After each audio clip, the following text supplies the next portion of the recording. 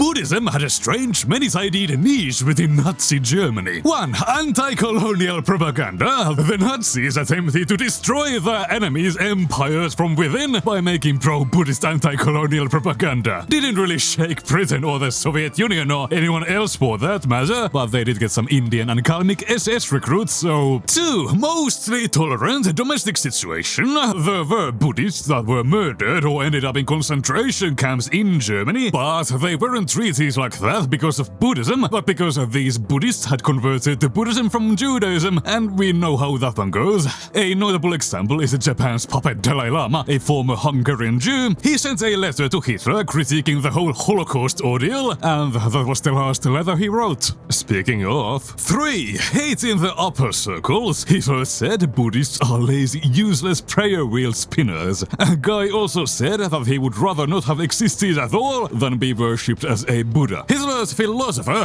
Alfred Rosenberg, had about the same to say, and so did the Tibet Exhibition.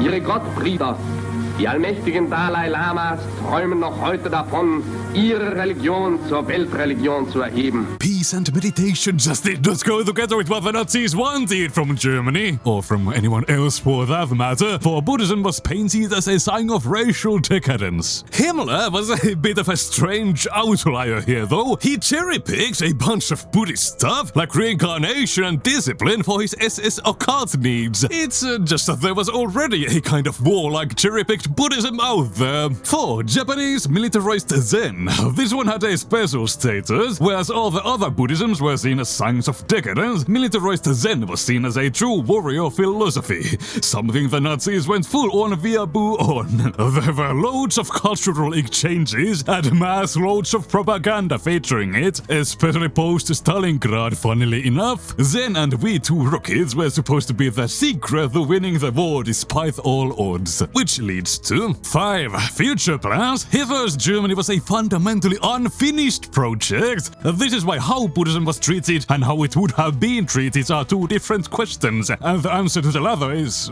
pretty negative. Firstly, the Nazi education system was already in full effect under Hitler's rule, brainwashing children away from religions like Christianity and Buddhism towards Hitler worship. Secondly, even this so-hyped Zen Buddhism had its critics. Germans were apparently born with Zen due to their genetic superiority, and the so-inferior Japanese really only deserve to be taken advantage of and then backstabbed. For more, I actually wrote a research paper on this topic, and yep, that's all. Bye!